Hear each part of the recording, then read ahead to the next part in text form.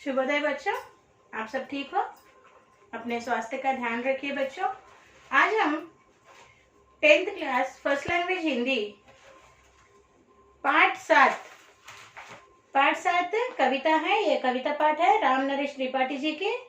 Okay, Pandit Ram Naresh Tripathi ji की यह कविता है, अन्वेषण उसका नाम है। ओके, इस कविता के शेष पंक्तियों का हम आज अध्ययन करेंगे इस सेशन में। तो बच्चों, आपका हिंदी 10th क्लास हिंदी का फर्स्ट लैंग्वेज हिंदी का टेक्स्ट बुक खोलिए। कविता पाठ का नाम है अन्वेषण।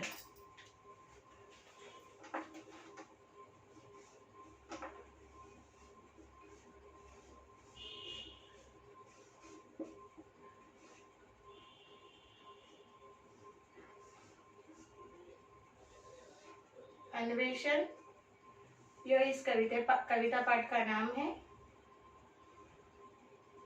ओके, और इसके कवि का नाम है राम नरेश त्रिपाठी जी।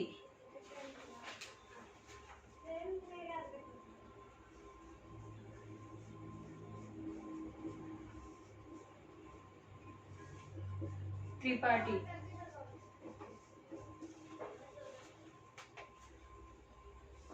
इन्होंने इस कविता का लेखन किया है।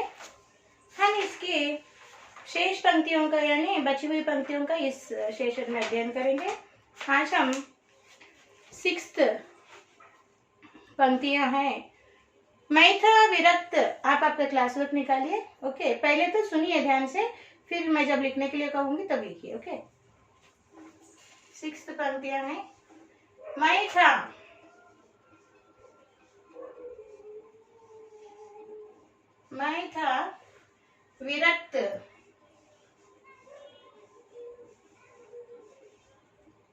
मैं था विरक्त तुझसे।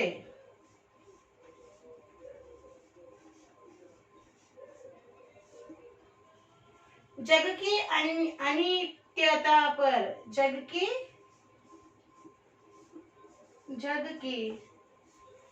अनित्यता पर।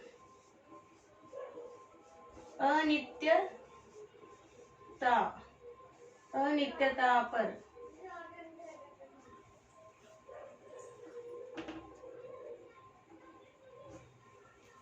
उत्थान भरा रहा था। उत्थान भर रहा था। उत्थान भर रहा था। तब तू किसी के पतन में। तब तू किसी के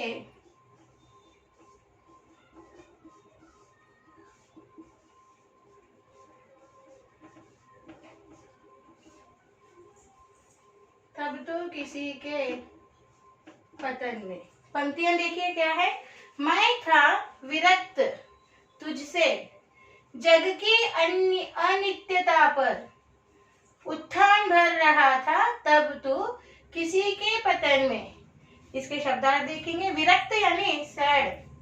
शब्दार्थ लिखिएगा नीचे। शब्दार्थ है विरक्त,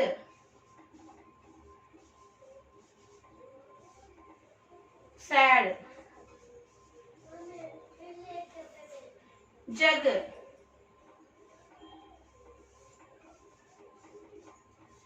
वर्ल्ड, अनित्यता, टेम्पररी, अनित्यता, टेम्पररी,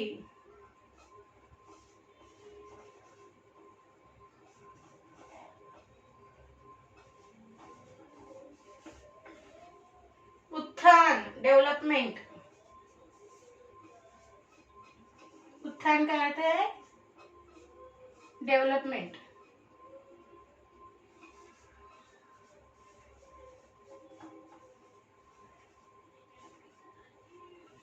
डेवलपमेंट। भर रहना, कंप्लीटली। भर रहना, भर रहना,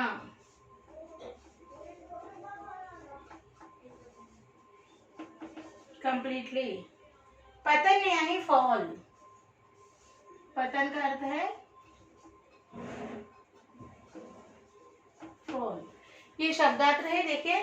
विरक्त यानी सैड, जग यानी वर्ल्ड, अनित्यता टेम्पररी, उत्थान डेवलपमेंट, भर रहना कंप्लीटली, पतन यानी फॉल।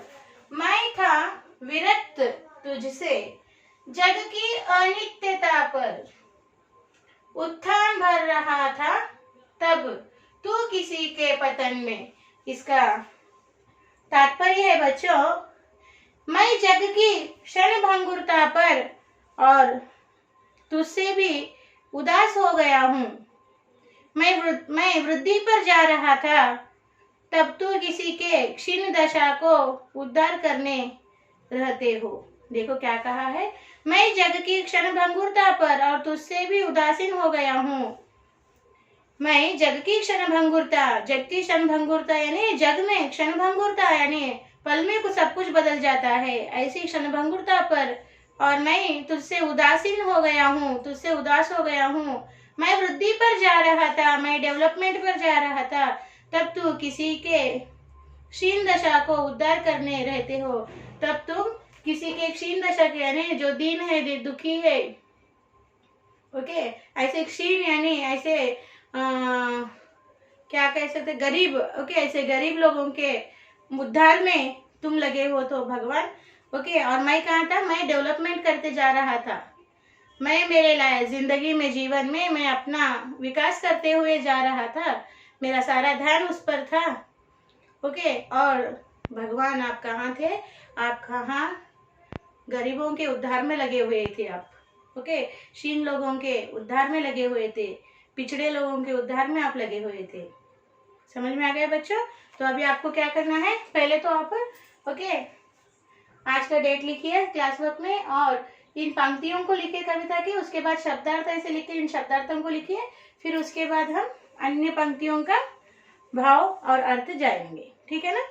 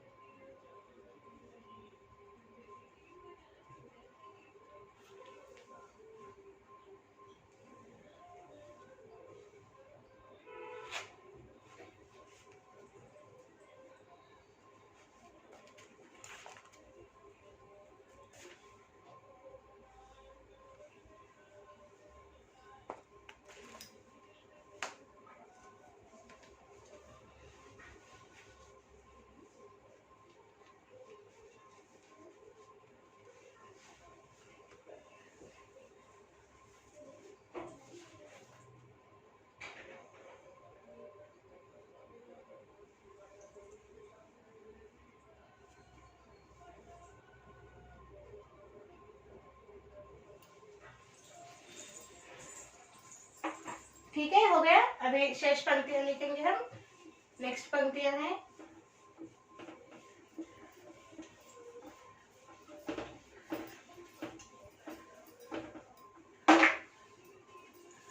सेवंथ, बेबस गिरे होंगे, बेबस गिरे होंगे,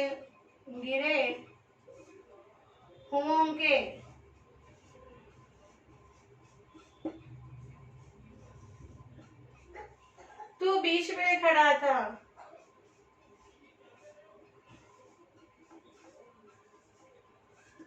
बीच में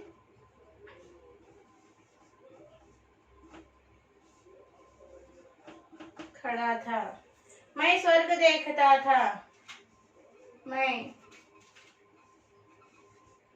स्वर्ग देखता था, झुकता कहाँ चरण में,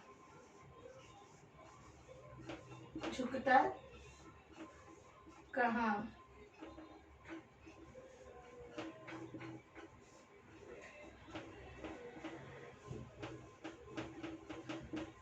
शब्दार्थ लिखिए।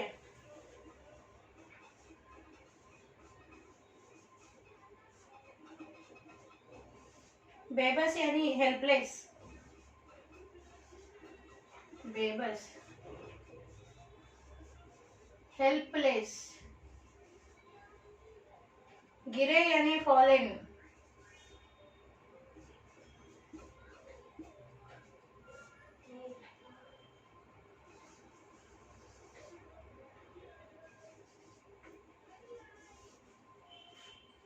बीच में यानी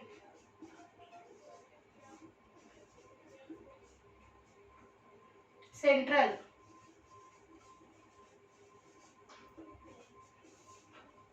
स्वर्ग यानी the divine world,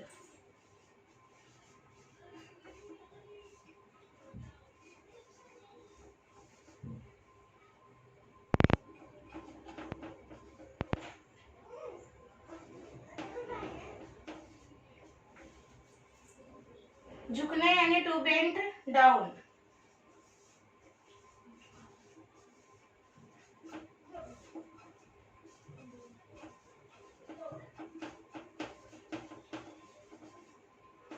to bend down. चरण यानी लेग्स,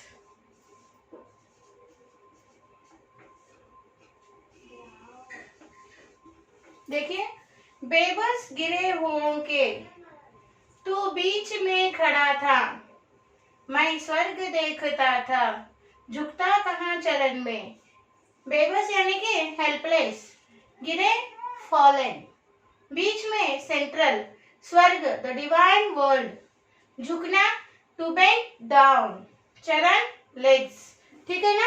अभी इन पंक्तियों का भाव देखिए। हे भगवान, तू लाचार लोगों के बीच खड़े थे, तुम लाचार लोगों के बीच खड़े थे, लेकिन मैं तुम्हारे चरण के पास झुकने के लिए तुझे स्वर्ग में ढूंढ रहा था। हे भगवान, तुम या आप कहाँ थे? लाचार, बेबस, हेल्पलेस लोगों के बीच में खड़े हुए थे आप, उनकी मदद करने के लिए, उनका उद्धार करने के लिए, और मैं स्वर्ग पाने की आशा में आपके चरणों में झुका हुआ था।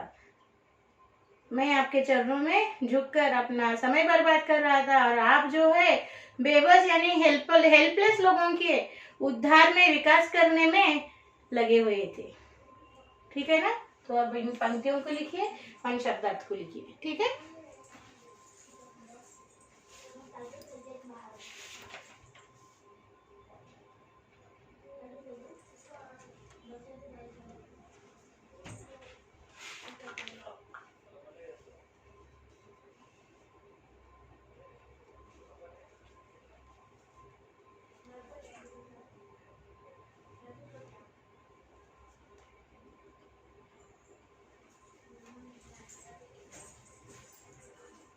हो गया बच्चों?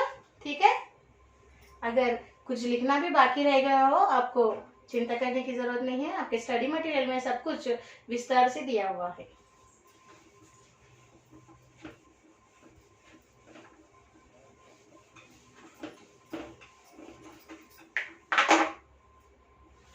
देखिए, लेसन 7 है ये। ओके, अब देखेंगे हम 8 पंक्तियां। तूने दिए अनेकों अवसर, तूने दिए अनेकों अवसर, अनेकों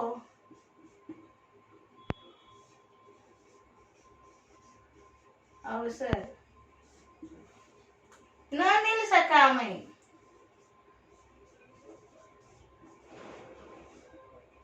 न मिल सका मैं। तू कर्म में मगन था, तू कर्म में मगन था, मैं व्यस्त था कथन में।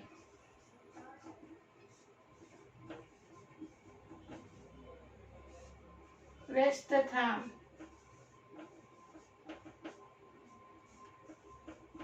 कथन में। ओके, शब्दार्थ लिखिए।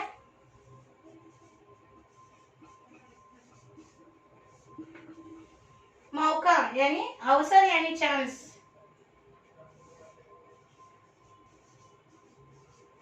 अवसर, चांस। कर्म यानी वर्क,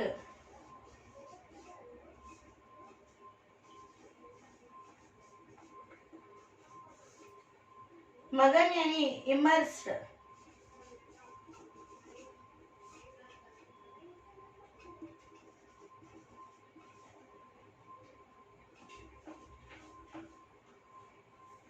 इमर्स्ड, व्यस्त,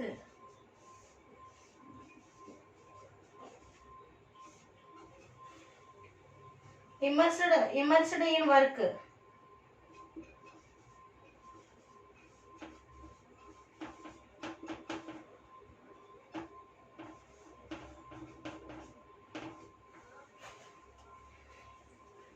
this is work, immersed in work. कथन यानी डिस्क्राइब,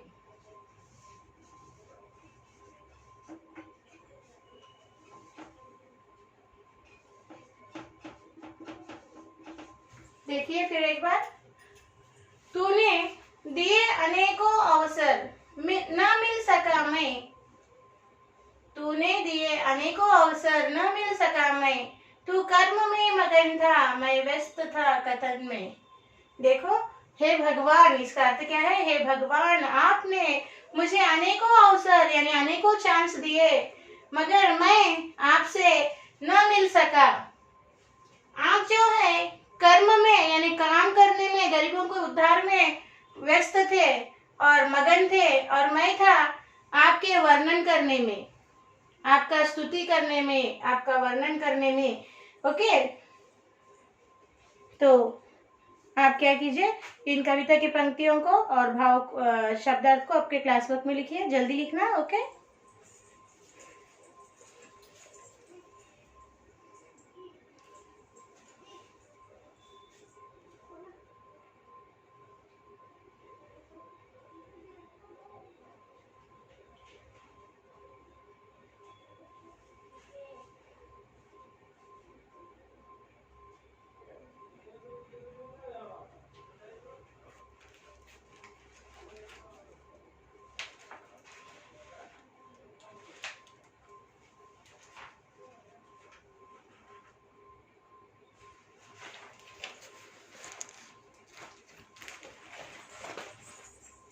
हो गया।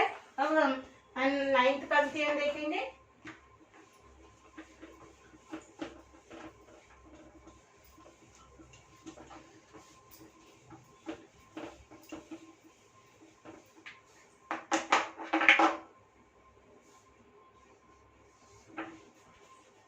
तू रूप है किरण में,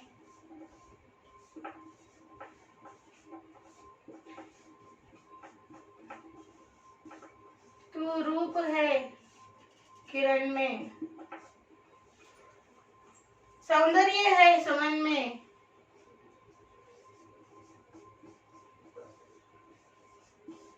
सौंदर्य है सुमन में,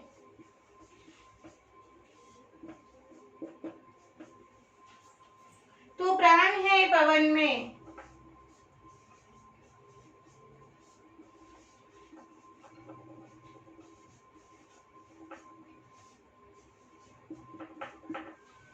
विस्तार है गगन में,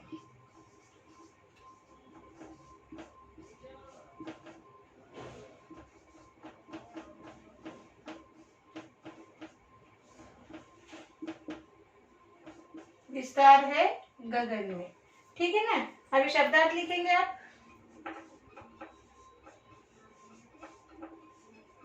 शब्दार्थ लिखिए। किरण यानी सनराइज, किरण सनराइज,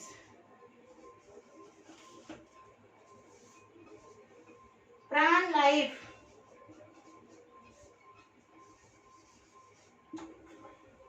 सौंदर्य ब्यूटीफुल,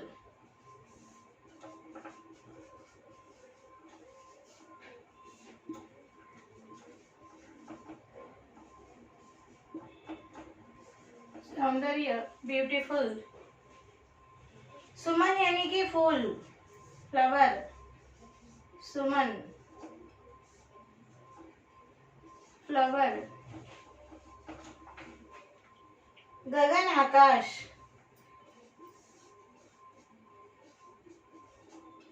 गगन यानी कि आकाश, स्काई। पवन यानी कि विंड।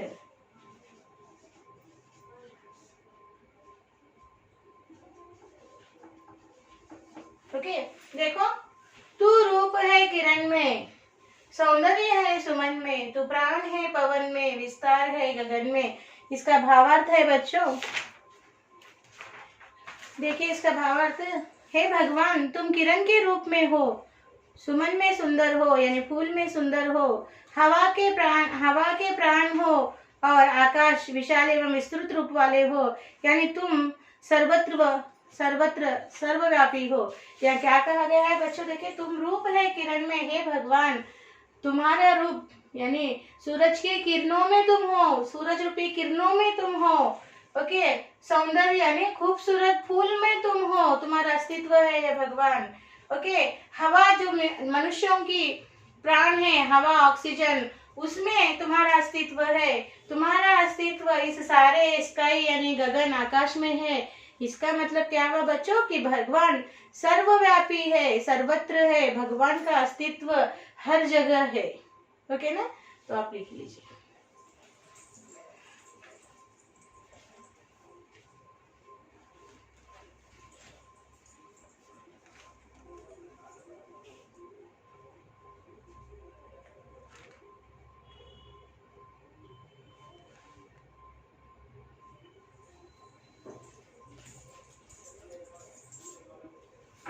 हो गया बच्चा, अभी हम नेक्स्ट पंक्तियों को लिखेंगे।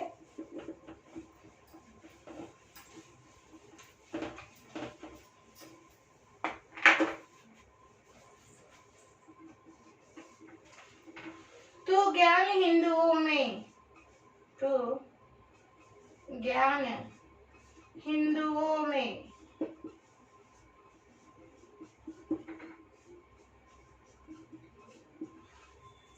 ईमान मुस्लिमों में,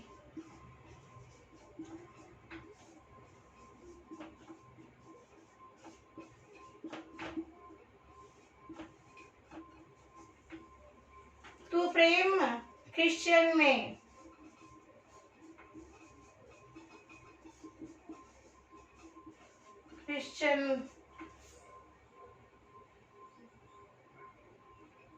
क्रिश्चियन में,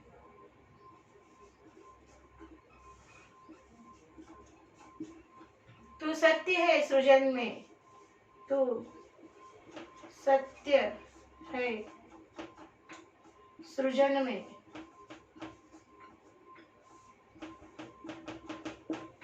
शब्दार्थ है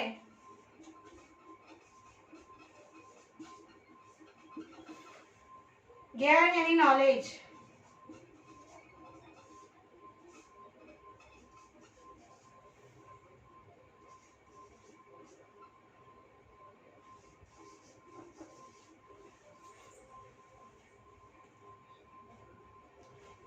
ईमान यानी रेस्पेक्ट,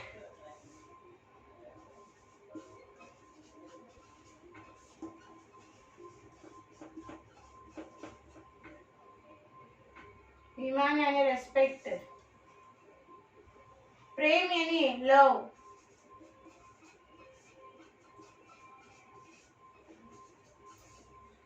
सत्य यानी ट्रुथ,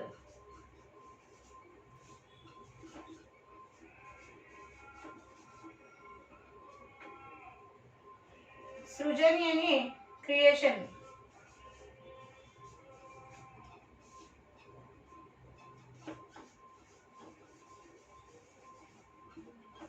सृजन यानी क्रिएशन। ओके, देखिए क्या कहा गया है, हे ईश्वर हिंदुओं के तत्वज्ञान में तुम हो, मुसलमानों की ईमान में तुम हो, क्रिश्चियनों के प्रेम में तुम हो, और क्या, सृष्टि और सच्चाई में तुम्हारा रूप प्रस्तुत है। कितना सुंदर कहा गया है, देखिए, हे भगवान तुम्हारा अस्तित्व, हिंदुओं के जो तत्व ज्ञान है उसमें तुम्हारा अस्तित्व है, मुसलमानों के ईमान में, ओके, रेस्पेक्ट में तुम्हारा अस्तित्व है, क्रिश्चियन के प्रेम में तुम्हारा अस्तित्व है और तुम्हारा अस्तित्व सारी सृष्टि में और सच्चाई में तुम्हारा अस्तित्व प्रस्तुत है भगवान। तुम इस तरह से सर्वव्यापी हो। जल्दी जल्दी लिखना बच्चों, ओके।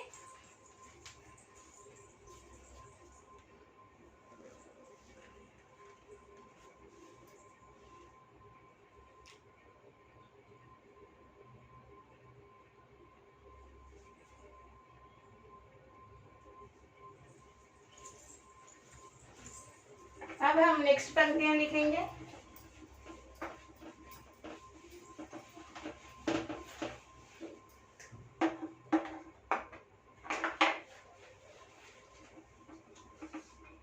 हे दीनबंधु, हे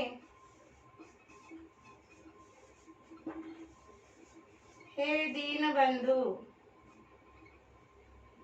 ऐसी प्रतिभा प्रदान कर तू।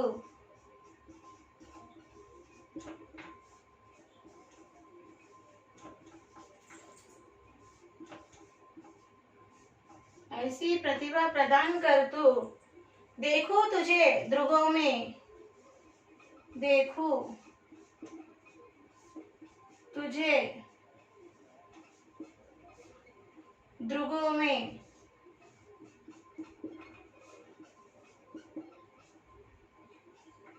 मन में तथा वयन में, मन में तथा वयन में।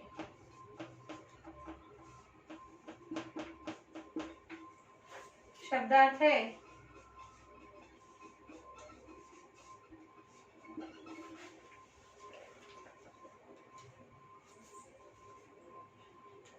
प्रतिभा यानी क्लेवर,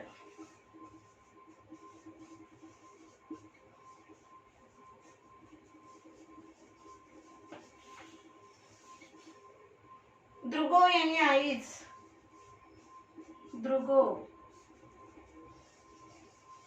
आईज। मन यानी माइंड,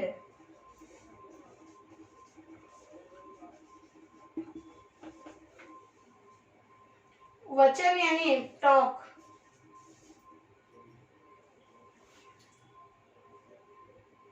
तो यहाँ पर प्रिंटिंग मिस्टेक है। देखिए यहाँ पे वचन आना चाहिए, मन में तथा वचन में। यहाँ पे वचन लिखिए बच्चों, वचन यानी टॉक। देखो कभी कभी प्रिंटिंग मिस्टेक होता है। कविता की पंक्तियों में यहाँ पर वयन दिया था, वयन नहीं है, वचन यानी टॉक, बात। ओके, ये रहे इसके शब्दार्थ बच्चों। देखो, हे दीन बंधु ऐसी प्रतिभा प्रदान कर तू। देखो तुझे ध्रुवों में, मन में तथा वचन में। यानी इसका भाव है, हे दीन बंधु। दीन बंधु किसे कहा गया है? भगवान को। हे भगवान, हे दीन बंधु, मुझे ऐसी प्रतिभा प्रदान कर। प्रतिभा का अर्थ है स्किल, क्लेवरनेस। मुझे ऐसी प्रतिभा प्रदान कर कि मैं तुझे मेरे आंखों में, मेरे मन में और मेरे वचन में, मैं जो बात करूं उस वचन में तुझे देखूं, तेरा अस्तित्व देखूं। ऐसी प्रतिभा तो मुझे प्रदान कर, इस तरह से कहा गया है। ओके ना? तो अभी लिखिए, फिर हम शेष पंक्तियों को बाद में देखेंगे।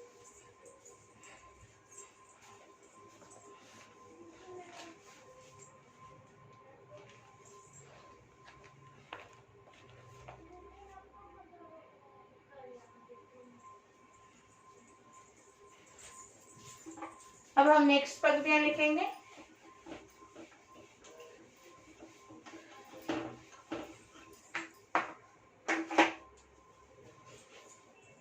ट्वेल्थ पंक्तियां लिखिए। कठिनाइयों में दुखों का, कठिनाइयों में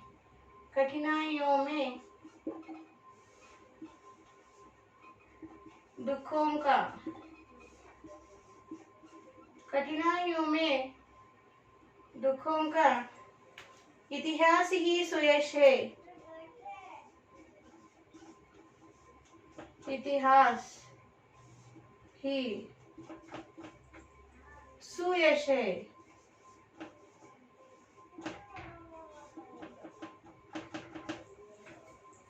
मुझको समर्थ कर तू,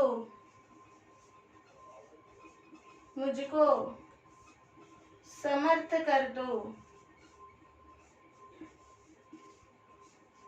मुझको समर्थ कर दो, बस कष्ट के सहन में, बस कष्ट के सहन में। शब्दार्थ लिखिए। कठिनाई यानी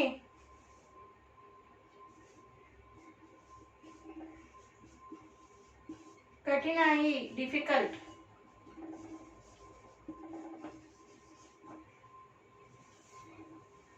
दुख, पेन।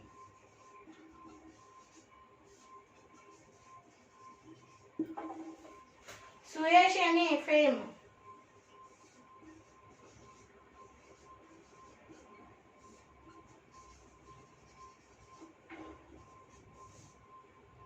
समर्थ यानी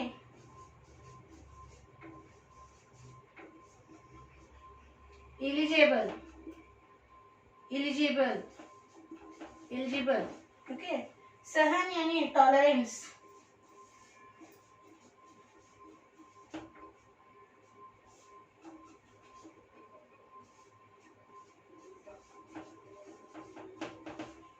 टॉलरेंस।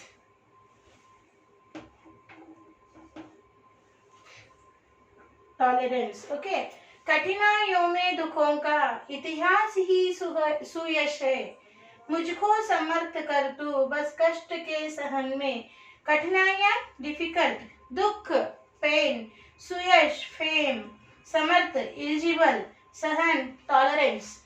इसका भावार्थ है, हे ईश्वर, कष्टों से और दुखों से भरित इतिहास की प्रतिष्ठा है।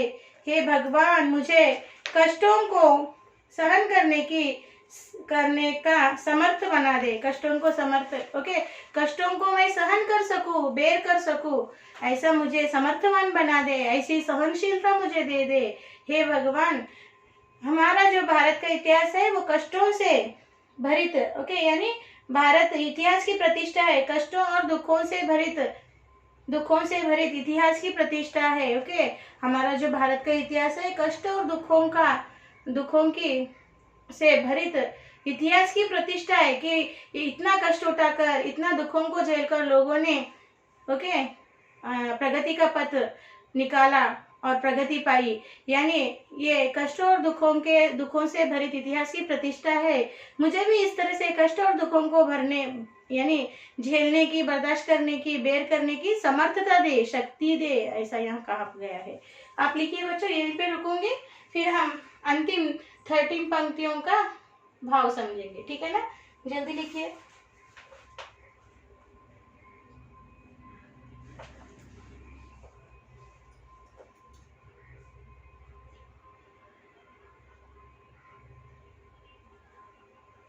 हो गए ना।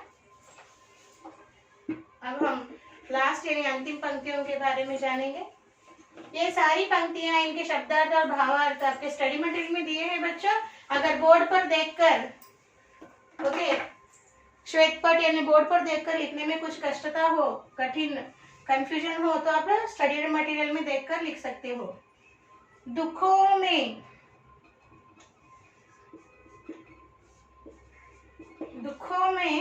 न हार मानू, न हार मानो, दुखों में न हार मानो, सुख में तुझे न भूलूं, सुख में तुझे न भूलूं,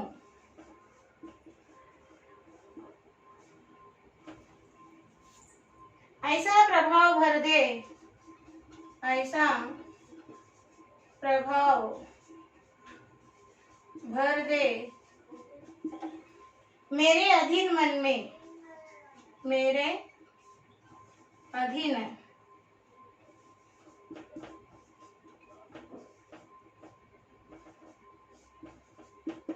मन में। ओके। और यहाँ पर शब्दार्थ लिखोगे आप।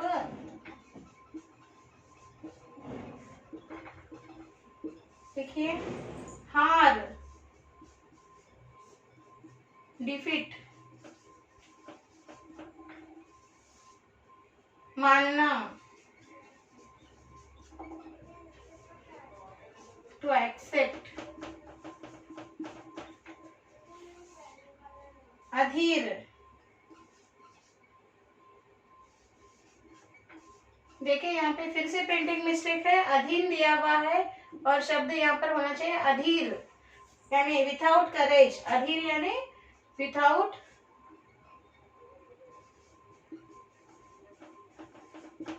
करेज, विथआउट करेज। मन यानी माइंड, मन, माइंड। प्रभाव, इफेक्ट,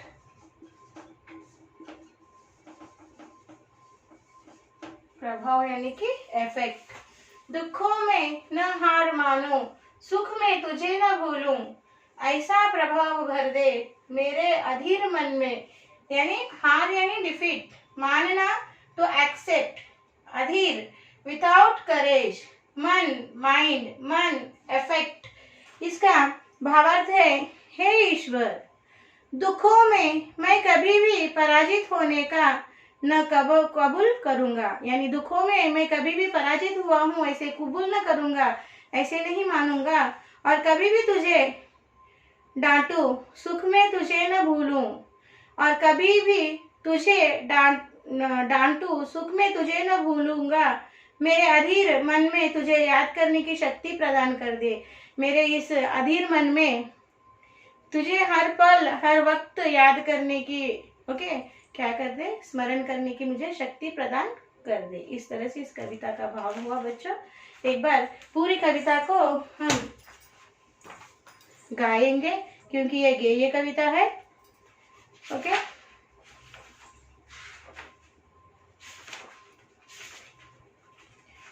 ध्यान से सुनिए।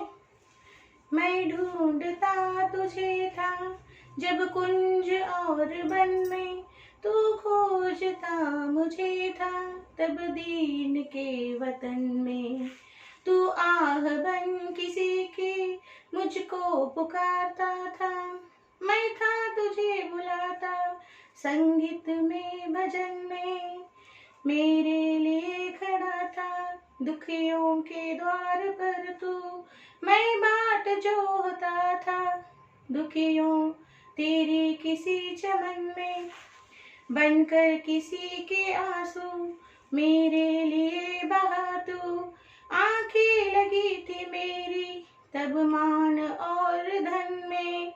बाजे बजा बजा के मैं था तुझे रिझाता, तब तू लगा हुआ था पतितों के संगठन में। मैं था विरक्त तुझसे जग की अनित्यता पर, उत्थान भर रहा था तब तू किसी के पतन में। बेबस गिरे हुओं के बीच में खड़ा था, मैं स्वर्ग देखता था झुकता कहाँ चरण में। तूने दिए अनेकों अवसर न मिल सका मैं, तू कर्म में मगन था मैं व्यस्त था कथन में। तू रूप है किरण में, सौंदर्य है सुमन में, तू प्राण है पवन में, विस्तार है गगन में। तू ज्ञान हिंदुओं में, ईमान मुस्लिमों में, तू प्रेम क्रिश्चनों में, तू सत्य है सृजन में। हे दीन बंधु ऐसी प्रतिभा प्रदान कर तू, देखूं तुझे दृगों में, मन में तथा वचन में। कठिनाइयों दुखों का इतिहास ही सुयश है, मुझको समर्थ कर तू बस कष्ट के सहन में। दुखों में न हार मानूं, सुख में तुझे न भूलूं, ऐसा प्रभाव भर दे मेरे अधीर मन में। ये गेय कविता है और इसे इस तरह गाकर ही याद करना चाहिए। आशा करती हूँ आप गाने का प्रयास करेंगे, ठीक है ना। आज हम यहीं पर रुकेंगे और आज का हम साक्षी इस तरह लिखते हैं।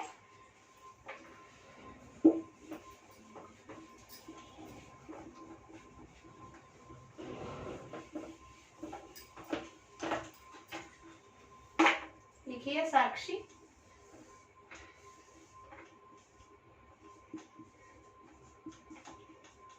सब्जेक्ट लिखिए हिंदी फर्स्ट लैंग्वेज। पास लिखिए 10th। HW लिखिए learn and right all question and answers from poem 7 in HW one time. और यहाँ पर PS लेना है, पेरेंट्स साइन, और यहाँ पर टीचर्स साइन लेंगे। पेरेंट्स साइन लेना मत भूलिए बच्चों, ठीक है ना। तो आज यहाँ पर हमने कविता 7 पोएम 7 अन्वेषण समाप्त कर दी। अब आपको उसके प्रश्नोत्तर होमवर्क में लिखना है और स्कूल के मेल ID को भिजवाना है, ठीक है ना बच्चों। अगर आपको कोई दिक्कत हो इस कविता को समझने में और पढ़ने में, आप मुझसे संपर्क कर सकते हैं, फ़ोन कीजिए, मैं आपकी समस्याओं का समाधान कर दूंगी, ठीक है ना। फिर हम एक नए पाठ के साथ अगले सेशन में मिलेंगे। तब तक धन्यवाद, बाय बाय।